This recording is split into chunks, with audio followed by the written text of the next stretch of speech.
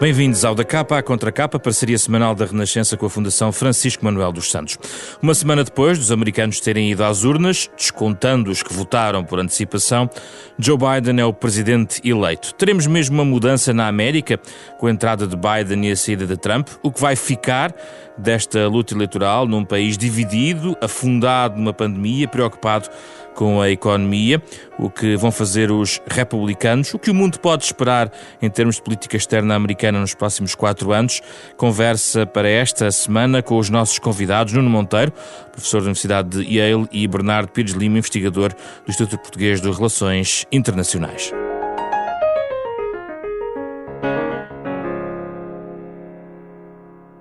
Bem-vindos, Nuno e Bernardo. É um gosto recebê-los aqui neste programa. Bernardo Pires Lima é o autor de Portugal e o Atlântico, ensaio da Fundação Francisco Manuel dos Santos, parceira da Renascença neste programa.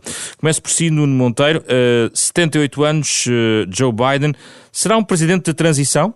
Eu creio que sim, que será um presidente de transição. Ele ainda não se comprometeu, mas já deu a entender que preferia não fazer um segundo mandato e na altura teria 81, 82, portanto seria difícil também fazê-lo. A questão é quem será o líder capaz de agregar o Partido Democrata, as várias fações do Partido Democrata, depois de Biden. A escolha natural normalmente é o vice-presidente, neste caso Kamala Harris, figura agora com um papel histórico, sendo a primeira mulher e a primeira afro-americana eleita para a vice-presidência, mas Kamala Harris é muito mais à esquerda de Joe Biden e, portanto, abre aqui muito a possibilidade de grande competição pela posição de sucessor de Biden dentro do Partido Democrata e pela posição de sucessor de Biden na presidência, que não é líquido que seja um democrata. É também um presidente de transição, porque teremos que agora perceber o que será a nova ordem mundial, ou eu prefiro dizer nova ordem ocidental, na medida em que a ordem liberal anterior sofreu bastante com a presidência Biden e agora há que reconstruir, repensar, digamos assim, reimaginar a ordem internacional e esse é um papel que também Biden terá e que creio terá muito interesse em fazer. E nesta medida, Bernardo Pires Lima, é exagerado pensar que este poderá ser o primeiro de vários mandatos de Kamala Harris. Há quem fale em Kamala 1, 2 e 3. Eu acho que nós devíamos ir com calma. Ainda nem sequer saímos do turbilhão resultou destes 4 anos. Vamos ver como é que as próximas semanas decorrem. Parece-me um bocadinho extemporâneo estar a falar já do próximo ciclo eleitoral. De qualquer das maneiras... Estamos a falar dos próximos 4 anos e de ser ou não um presidente de transição, tendo em conta que tivemos 4 anos, vamos ter provavelmente apenas e só outro presidente e não teremos provavelmente durante 10 anos ou quase um presidente a cumprir 2 mandatos. Pois, eu não sei. Eu acho que o curto prazo é bastante mais importante do que o longo. Até porque é isso que está em cima da mesa. A transição, a normalização política, discursiva, legislativa, como é que se faz a paz social na América, antes de pensarmos já em sucessões presidenciais. Acho que o próximo ciclo de 2 anos é fundamental, sobretudo até às intercalares de 2023, e sobretudo o curto prazo. O curto prazo é fundamental. Acho que o curto prazo já é suficientemente de transição. O mandato será sempre transição, tendo em conta as rupturas que Donald Trump ensaiou. Não estou a dizer que todas todas funcionaram, não estou a dizer que todas as suas diretrizes nasceram com a sua chegada à Casa Branca. O que é certo é que ele tentou, e algumas com sucesso, fazer rupturas em relação à administração anterior, na qual também Joe Biden era um dos protagonistas, e portanto é preciso tornar mais previsível a política americana. Isso não é pouca coisa. Quer ao nível discursivo, isso parece-me evidente, há uma capacidade completamente diferente do domínio da liturgia política.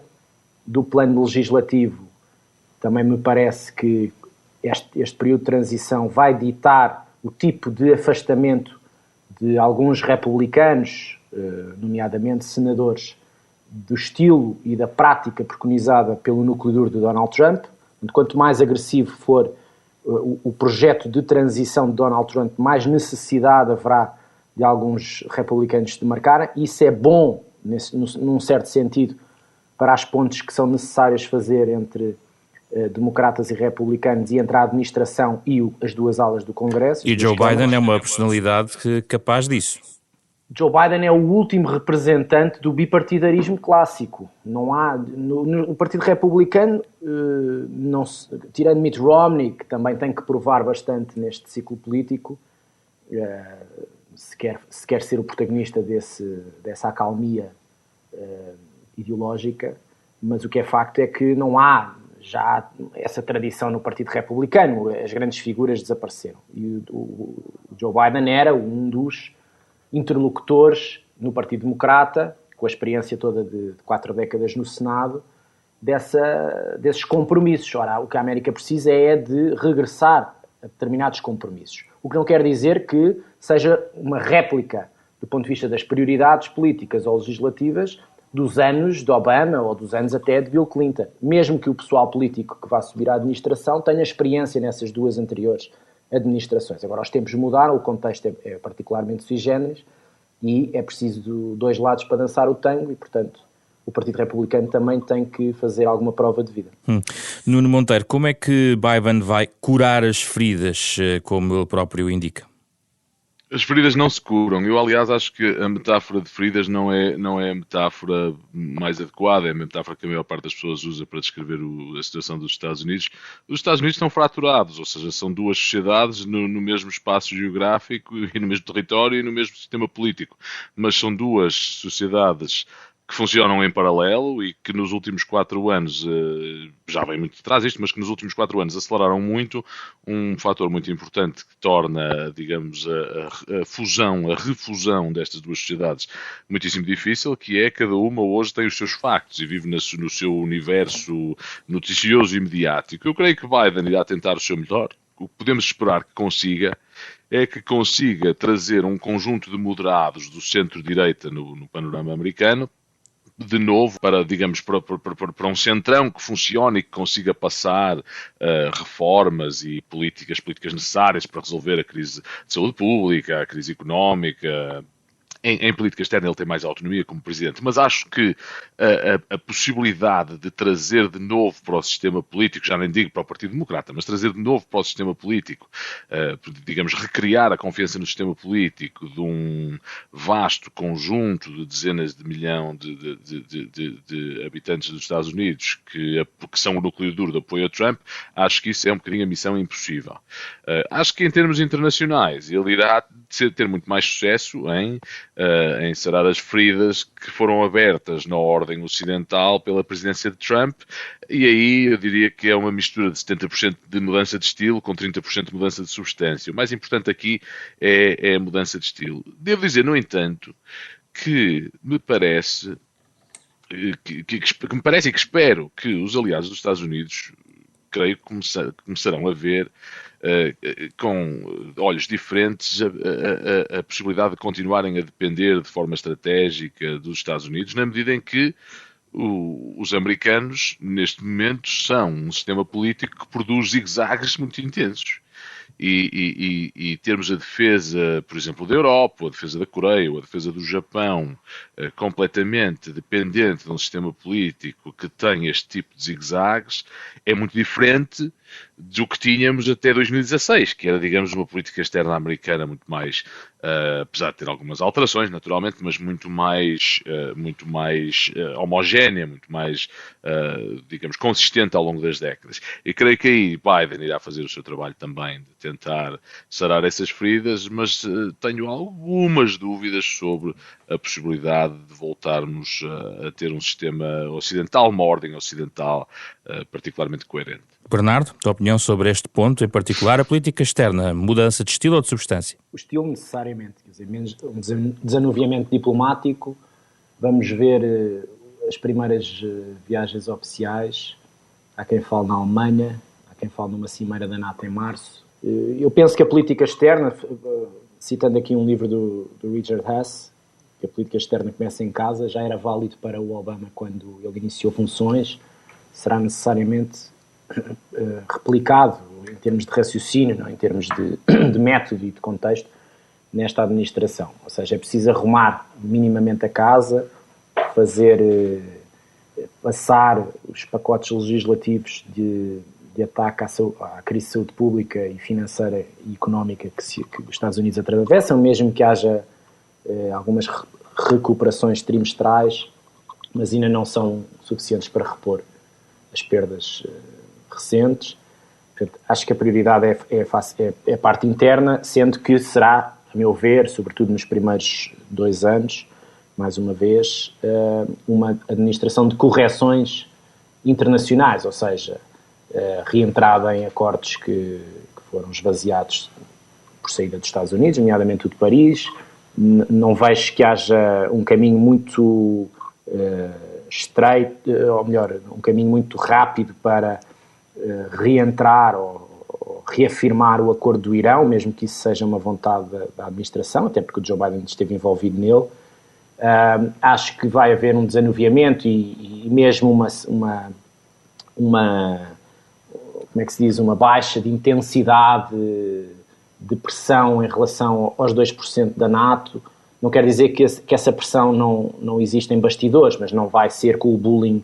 E em relação à China? A China não vai deixar de ser prioridade estratégica dos Estados Unidos. Quer dizer, em termos de metodologia e de beligerância argumentativa, também parece que há uma necessidade e uma vontade de alterar as coisas. Pode haver uma frente mais conjunta com a União Europeia. Não sei se recordam, mas há uma tirada no último debate onde Biden deixa cair essa frente transatlântica. Isso pode ser mais construtivo no plano das negociações, ou seja, por exemplo, no campo de acordos de investimento e de reciprocidade económica, nós temos 33 rondas entre a União Europeia e a China. Ou seja, a metodologia europeia em relação à China, mesmo que seja mais pressionada porque há várias sensibilidades em relação a Pequim, é uma negociação tendencialmente win-win. Ora, a perspectiva do Donald Trump é que só os Estados Unidos é que podem sair vencedor de qualquer negociação, seja com a China, seja com outro lado qualquer. Eu acho que o Joe Biden caminha mais para uma europeização da lógica negocial do que propriamente seguir os trâmites do Donald Trump. Agora, também é preciso que do outro lado, do lado chinês, haja essa vontade. Portanto, eu diria que há determinadas prioridades que vão emergir. As alterações climáticas, a transição energética, tudo isso é não só uma convicção desta nova administração, como também é aquilo que são as prioridades de muitos dos seus eleitores, nomeadamente os eleitores mais jovens que votaram maciçamente nesta administração. Depois, desanuviamento diplomático. Também me parece que não há volta a dar, quer dizer, uma certa reposição de uma normalidade de relacionamento externo. Agora, o mundo também mudou. Não é só vontade dos Estados Unidos de fazer as correções que levará a uma reposição de uma normalidade internacional quando ela também já vinha em deterioração. Portanto, é preciso encaixar aqui as peças todas. O que eu penso é que, até pela frente interna tão pressionante, vai ser mais preciso alianças, vai ser mais preciso trabalho conjunto, braço dado. Isso não quer dizer que as alianças no quadro ideológico da próxima administração se restringam às clássicas europeias. Há aqui um arco, como já se fala em muitos setores, de alargamento de uma espécie de rede de democracias asiáticas, europeias, etc., para dar mais músculo e exatamente também para conter esse poder ascensional da China. Nuno Monteiro, vamos regressar à frente interna, até porque há a questão económica.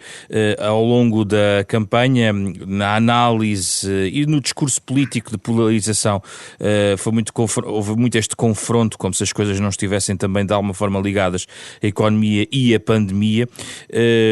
Joe Biden terá que olhar nos próximos anos, sobretudo para esta frente económica, tendo em conta também aquilo que foi o registro dos últimos 4 anos? Sim, a frente interna será o principal campo de batalha, digamos assim, da presidência de Joe Biden. Mas o ponto mais saliente aqui para mim é a frente interna é a frente externa. Ou seja, a política externa começa em casa. Deixe-me ligar os dois temas. Eu concordo com o que o Bernardo estava a dizer. Ao mesmo tempo, a competição entre os Estados Unidos e a China, que vem aí nas próximas décadas, que vai continuar nas próximas décadas, e não vou dizer mais sobre isto porque vou fazer uma pergunta sobre a frente interna, vai ser uma competição sobre dois modelos alternativos de organização política, económica e social de um Estado. De um lado temos os Estados Unidos com uma democracia multipartidária, uma economia de mercado com intervenção do Estado limitada, e depois no Ocidente alguma variação no Estado Social, mais Estado Social na Europa, menos Estado Social nos Estados Unidos, mas pronto, esse é o modelo ocidental que os Estados Unidos representarão nessa competição, e o modelo chinês é um regime autoritário, se quisermos de partido único, com grande intervenção do Estado no mercado e com grande controlo da população por parte do Estado. Este será, digamos assim, o produto que cada um dos lados irá vender nas próximas décadas, irá tentar persuadir os cidadãos de países terceiros e também os seus próprios cidadãos de que como é a melhor forma de organização política, económica e social de uma sociedade, não é? de um Estado. Ora, os Estados Unidos, para competirem nesta forma, têm que garantir que a sua forma de organização tem sucesso. E isto significa crescimento económico, significa bons resultados em termos de saúde pública, significará, porventura, alguma redistribuição, porque os níveis de desigualdade nos Estados Unidos estão realmente a esticar a corda em termos de paz social. E, portanto, mesmo focando-se na política interna, que é o que creio que Biden terá que fazer, apesar de muito tempo dedicado em reuniões, e missões e cimeiras e tudo isso em política externa, o enfoque na política interna é essencial mesmo para a condução de uma política externa bem-sucedida. Porque, reparemos, os Estados Unidos ganharam a Guerra Fria anterior, digamos assim, com a União Soviética, não porque os seus exércitos eram superiores ou punham mais armas nucleares ou coisa desse género.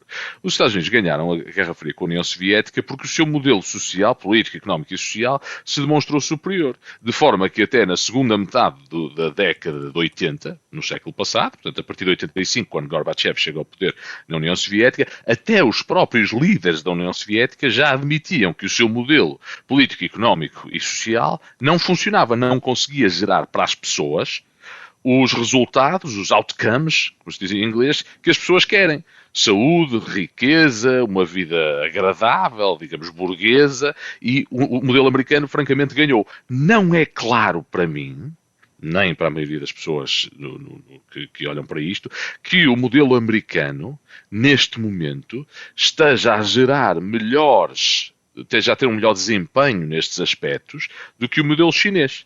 E, portanto, Biden terá que prestar muita atenção a isto, por exemplo, com programas de infraestrutura, com programas de relançamento da economia, porventura alargando o seguro de saúde que Obama criou e, portanto, tornando-o ainda mais universal, etc, etc. Esta é também uma forma de fazer política externa, porque é a forma de garantir que não perdemos a competição mais importante para o modelo chinês. Bernardo, a solidez das instituições americanas, de certa maneira, também esteve aqui em jogo. O ato eleitoral aconteceu tendo em conta também a forma como Trump tem vindo a contestar, enfim, a eleição, mas sobretudo aconteceu e, digamos, do ponto de vista estrutural, a questão mais polémica dos últimos tempos foi a nomeação para o Supremo Tribunal. É um país com instituições pouco abaladas pelo turbilhão Trump, ou alguma marca ficou do ponto de vista da solidez das instituições e do sistema de equilíbrios que a democracia americana contém? Penso que, no geral, as instituições responderam. Acho que a que mais ficou abalada é mesmo o Partido Republicano. E é por isso que eu tenho posto alguma ênfase na ressurreição, no reencontrar de uma linha mais construtiva, que também é válido para o Partido Democrata. Quer dizer, como eu disse, é preciso dois para dançar o tango e qualquer conjugação de fatores político-legislativos nos próximos tempos para casar duas Américas que estão incompatibilizadas e que socialmente, culturalmente não comunicam. É preciso muito dos dois lados. Do ponto de vista do sistema jurídico, judicial, não me parece que tenha havido abalos. Aliás, este processo eleitoral provou que a dramatização que se foi fazendo antes das eleições, até agora, não tem cabimento. E mesmo a questão do Supremo, eu acho que tem sido demasiado, com um cunho analítico demasiado pejorativo. O que é que eu quero dizer com isto? Quer dizer, o timing da nomeação é perfeitamente discutível, não é ilegal, como sabemos, mas é discutível. A questão dos alinhamentos entre nomeações de juízes por um presidente republicano e um presidente democrata não nasceram com o Donald Trump. Eu sou insuspeito de ter qualquer simpatia pelo Donald Trump, mas de qualquer das maneiras acho que é preciso algum equilíbrio nisto. E também é preciso dizer que estamos a falar de questões, a subir ao Supremo, questões de cumprimento de lei. Não estamos a falar de questões em que os juízes vão estar a dirimir uma situação de costumes, de tradições sociais, como o aborto ou a despenalização da gravidez. Portanto, são matérias de facto onde há ilegalidade ou há legalidade. Portanto, nesse aspecto conta menos, e tradicionalmente até no posicionamento dos juízes, conta muito menos de onde é que vem a nomeação, se vem republicana ou não. Portanto, acho que não há uma grande matéria no sentido lato para duvidar e lançar uma suspeita constante sobre as instituições americanas. Agora, então, só para concluir, eu aqui discordo completamente do que o Bernardo diz sobre isto. O que me parece é que Donald Trump e o Partido Republicano, e aqui não culpo Donald Trump de forma nenhuma, apesar de também, como o Bernardo, não ter grande simpatia pelo homem, mas culpo o Partido Republicano e Mitch McConnell, o líder do Senado, dos republicanos no Senado, porque, digamos, fizeram uma nomeação para o Supremo, que é ao contrário do que o Bernardo está a dizer, vão avaliar, os juízes do Supremo avaliam todas estas questões de costumes, não é? Foi o Supremo que tornou a interrupção voluntária da gravidez legal, foi o Supremo. E, portanto, é o Supremo que poderá agora reverter isso. Acho que isto vai continuar a ser muito politizado. Bernardo, deixa-me só concluir e já deixo a palavra. A questão vai ser muito politizada, porque, na medida em que Donald Trump, em 4 anos, conseguiu lá colocar 3 juízes, a pressão sobre Joe Biden para agora, digamos, restaurar alguma forma de equilíbrio no Supremo, que agora tem 6 juízes conservadores e 3 liberais, será grande. A única forma de o fazer, na medida em que os juízes servem de forma vitalícia, não é? Portanto, não tem um mandato que termine, só termina com a morte de cada juiz, será fazendo uma reforma do sistema do Supremo Tribunal, ou instituindo um novo sistema com mandatos limitados, e tem existido várias propostas interessantes sobre isto, ou alargando o número de juízes para agora poder pôr lá alguns mais liberais. De uma forma ou de outra, terá a oposição veemente do Partido Republicano, que vê no controlo supremo, digamos, a maneira de ainda conseguir sair disto a ganhar, porque controla o Senado e controla o Supremo. Bernardo, uma nota sobre isto. Eu quero falar sobre os republicanos ainda. Não discordamos, Nuno. Eu acho que eu não me expliquei bem. Em matérias de costumes como o aborto, é evidente que há uma expectativa de alinhamento e isso tem sido corado. Agora, em matérias de fraude eleitoral, onde ou há fraude ou não há fraude, em matéria de facto jurídica, não parece que se possa lançar já de antemão uma suspeição sobre alinhamentos, porque muitas matérias onde não se vai à consciência quase filosófica dos juízes, são mais à direita, são mais à esquerda, eles dirimem as questões jurídicas de acordo com as matérias de facto e não com a matéria ideológica. Por isso é que no campo da fraude, no campo da fraude acho que é menos plausível essa... E concordamos também noutra coisa, parece-me, que é a prova está no pudim, digamos. Se estes juízes vão continuar a ser, digamos, leais ao lado político que os nomeou, é uma incógnita, porque no passado tivemos muitos juízes que são nomeados por um partido que depois, quando vê as primeiras decisões desses juízes, fica de cabelos em pé. Mas veremos. E os juízes prezam muito. O principal objetivo de um juiz do Supremo é manter a visão de que o Supremo é uma belíssima instituição. E, portanto, não estarão interessados em arrastar o Supremo agora pela lama. Exatamente. Bernardo, em relação aos republicanos, ao campo republicano, digamos assim, as reações àquilo que está a acontecer no ato eleitoral deixam antever, de facto, dificuldades nesse campo. Para onde é que ele pode evoluir? E vamos excluir agora Trump da equação seguinte. Bom, eu acho que essa que é a grande questão, porque nós temos algumas demarcações, ou pelo menos alguma consciência de que o momento pede serenidade institucional e, portanto, já temos algumas declarações de pessoas que felicitaram o Joe Biden, que estão comprometidos com uma transição normal. Não é uma, digamos, uma indicação maciça de todas as grandes figuras republicanas. Por exemplo, o Marco Rubio ainda não deu esse passo, entre outros. Mas eu acho que à medida que o tempo passa, que não há matéria de facto de fraude, não há matéria jurídica, não há matéria política, que é mais uma birra com gravidade, evidentemente, vai haver mais tentação para mais demarcações no Partido Republicano em relação à conduta do Donald Trump, que também tem um núcleo duro já um bocadinho... Ele foi sempre disfuncional, mas hoje em dia tem duas tendências, ou está com o Presidente ou está a tentar demovê-lo da birra. Qual é que é o próximo passo? Primeiro, fazer uma transição clássica, não é? De passagem de pastas. E isso será possível? Não sei. Acho que é uma grande incógnita. Depende da forma. Também preciso ver que tipo de controle evidente. E eu acho que as últimas semanas, os últimos dias, já mostraram alguma disfuncionalidade entre a grande máquina do Partido Republicano e o núcleo duro do Donald Trump. Portanto, vamos ver se na passagem de pastas e nestas reuniões que vai haver entre a equipa de transição do Joe Biden e a administração Trump, se há uma capacidade do Donald Trump de impor uma vontade sobre o seu pessoal político, ou se esse pessoal político é mais refém, no bom sentido, da normalidade político-constitucional. Excluís a possibilidade de um blame game, de um jogo de culpas entre os republicanos e Trump, enquanto a transição está a decorrer? Não. Acho que isso está completamente em cima da mesa e isso é que vai ditar o espaço político, penso eu, dos republicanos e de algumas figuras republicanas. Há muitos republicanos, não diria muitos, mas alguns, que estão neste momento, como qualquer momento cínico da política, a perceber os danos de acompanhamento deste comportamento do Donald Trump. E, portanto, vão tentar perceber quais são os custos do acompanhamento e os benefícios de um afastamento para encontrar ou restituir a si próprio um espaço político neste ciclo novo eleitoral. Mitt Romney à cabeça é o único que eu vejo que tem algum espaço, tendo em conta a votação no impeachment. Mas há outros, nomeadamente senadoras, que aqui e ali, não no momento do impeachment, mas antes, que tiveram vozes dissonantes em relação ao Trump e, portanto, têm necessariamente agora alguma capacidade para poder encontrar um espaço próprio. Esse espaço é sempre diminuto.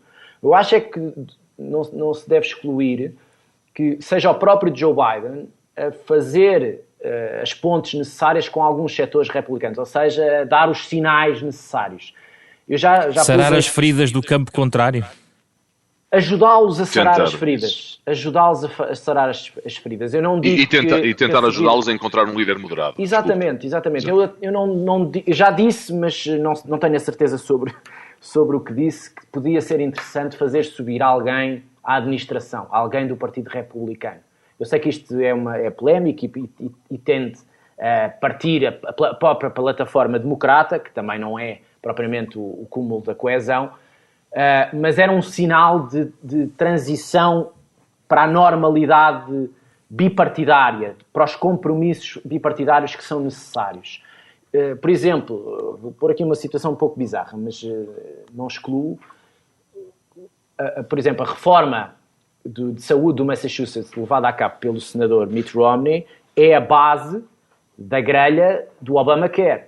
Não pode fazer algum sentido que o Mitt Romney possa ser, por exemplo, o secretário da Saúde.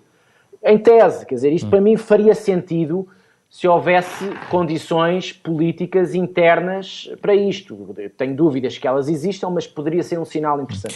Nuno Monteiro, para além desta matéria, só queria acrescentar um outro tópico que tem a ver com o próprio Trump e o futuro de Trump, tendo em conta os 70 milhões de votos. O que fará ele reivindicando os 70 milhões de votos mesmo derrotado? Eu não sei ao certo o que ele fará, creio que tentará montar uma plataforma que depois que possa utilizar para manter a influência sobre esses votos e para poder, eventualmente, recandidatar-se em 2024 ou até ter o filho Donald Jr. ou a filha a recandidatar-se em 2024. E isso poderá passar por um canal de televisão próprio, poderá passar por um espaço alargado no Fox News, combinado com voltar ao seu negócio. O negócio, como sabemos por peças que a imprensa tem revelado nos últimos meses, também não está muito bem e precisará de atenção. Ele tem algumas centenas de milhões de dólares em dívidas a vencerem-se agora nos próximos 2 anos, mas penso que continuará dedicado à política o suficiente para fazer moça. E isso liga ao tema anterior, que é o que acontecerá aos republicanos. Os republicanos estão numa situação muito difícil. O santo grau para eles é encontrar alguém que tenha capacidade de implementar políticas que atraiam o centrão, chamemos assim, e que ao mesmo tempo não perca os eleitores de Trump. Ou seja, Trump, apesar de tudo, apesar de ter ganho 70 milhões de votos, apesar de ter sido presidente contra tudo e contra todos, falhou numa coisa, que é não conseguiu passar as políticas públicas com as quais venceu a eleição de 2016. Por exemplo, o programa de infraestruturas, que era um programa que ele prometeu e que iria gerar emprego e que era, digamos, desenhado para ajudar aqueles eleitores chamado blue collar, da cintura da ferrugem, portanto aquele operariado que teria perdido com a globalização o seu emprego e o seu sentido de vida, para ajudar esse eleitorado. Trump não o fez porque Trump governa por Twitter, portanto não tem interesse em passar legislação, não tem interesse em programas executivos. Se o Partido Republicano conseguir encontrar alguém que tenha o populismo retórico de Trump, mas que o consiga aliar com uma capacidade executiva, aí sim poderá voltar em 2024 com muita força. Há aí alguns nomes que podem ocupar este lugar. Marco Rubio, por exemplo, Ted Cruz, do Texas, e também a senhora Nikki Haley, que foi embaixadora de Trump para as Nações Unidas e que saiu antes do final do seu mandato, queria se distanciar o suficiente, não demasiado. Mas são todos estes três e outros são pessoas inteligentes que têm um lado populista muito importante. Não são Mitt Romney, não são uma pessoa que se olha para ela e diz logo este tipo é um membro da elite e fala de uma forma diferente da forma como a população fala. Não, são pessoas do povo, digamos assim, que conseguem mobilizar o voto popular e que têm ao mesmo tempo uma capacidade executiva grande. Agora, creio que o partido, se não encontrar uma figura destas, fica aqui numa situação muito difícil que poderá levar a uma divisão profunda e mesmo à destruição do partido. Este não é o primeiro sistema partidário que os Estados Unidos têm e os dois anteriores foram destruídos porque um dos partidos se dividiu em dois, não é? Em torno de uma questão importante. Não posso deixar de fechar com o Bernardo e perguntar-te, na linha do teu livro Portugal e o Atlântico, da Fundação Francisco Manuel dos Santos, e esta ideia do Atlântico ressurgir de forma silenciosa, o que é que isto significa, a mudança de personalidade na Casa Branca pode significar para Portugal? Portugal desembaraçou-se relativamente bem dos anos de Trump, conseguiu pôr um presidente na Casa Branca, presidente de uma visita de Estado, conseguiu mais investimento estrangeiro, não tirou relevância, pelo menos não acelerou essa irrelevância das lajes, do ponto de vista científico ou cultural, universitário, as coisas mantiveram-se estáveis, portanto há relações bilaterais que ultrapassam os ciclos eleitorais, isso é importante. Agora, é evidente que há um alinhamento ideológico de praxis político-diplomata muito mais coincidente com a administração Biden, que aliás tem pessoas séniores bastante conhecidas e, portanto, bastante mais previsíveis. Isso leva-me a um ponto que tem a ver com a relevância de um espaço geográfico que não tem necessariamente só, como eu aponto no livro, o livro foi escrito antes do Donald Trump chegar ao poder. Eu sei.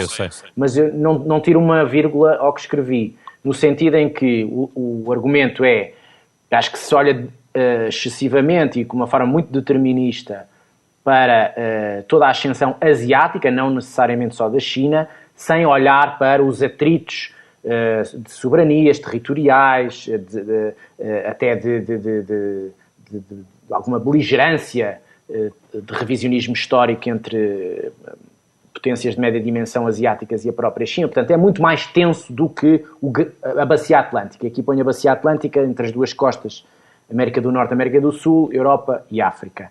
Acho que há aqui um potencial no campo energético, no campo comercial, no campo da solidez do espaço democrático ou não, das relações pessoais e políticas, mais coeso do que o mercado asiático, chamemos-lhe assim. Portanto, há aqui condições para fazer mais e melhor. O livro é muito sobre o potencial do Atlântico. O Joe Biden é, talvez, desde o Bush pai, o atlantista mais convicto na Casa Branca. Isso não é necessariamente que vai pôr todos os ovos na cesta tradicional da Europa. Esse mundo não vai regressar, até porque o debate europeu está, hoje em dia, também muito montado acerca da autonomia estratégica e, portanto, de mais condições endógenas para jogar a globalização, seja no campo da defesa, seja no campo do digital, do comércio, da logística, etc. Acho que há mais alinhamentos, há mais funcionalidade em perspectiva para fazer uma frente conjunta transatlântica. O meu ponto é que essa frente conjunta transatlântica tem sido benéfica para os dois lados, em várias matérias, e pode ser aquilo que continuará a pautar, quer no campo da regulação da globalização, dos fluxos comerciais, da segurança internacional, o modelo dos próximos anos, exatamente contra um modelo chinês, chamemos-lhe assim, que tem alguns seguidores espalhados pelo mundo, mas não tem assim tantos seguidores, mesmo na região asiática. Portanto, há aqui um potencial agregador, há aqui um potencial de competitividade mesmo com esta ascensão chinesa, e há uma necessidade, penso eu, de preservar as regras que são as regras mais saudáveis entre economia de mercado, sociedade próspera, transição energética, potencial de economia e de bem-estar. Bernardo Pires Lima, Nuno Monteiro, os nossos convidados esta semana, obrigado pela vossa disponibilidade. Falámos sobre a América agora, depois da eleição de Joe Biden, o presidente eleito, tomará posse a 20 de 1 de 2021, numa transição que vamos aguardar ao longo das próximas semanas. Foi o tema desta semana, da Capa Contra Capa, a parceria semanal da Renascença com a Fundação Francisco Manuel dos Santos, com o genérico original de Mário Lajinha. Esta semana com Rui Glória, Ana Marta Domingos, André Peralta e José Pedro Frazão. Regressamos na próxima semana para falarmos sobre alguns destes temas, nomeadamente o que pode acontecer em matéria climática com a mudança de cadeira na Casa Branca.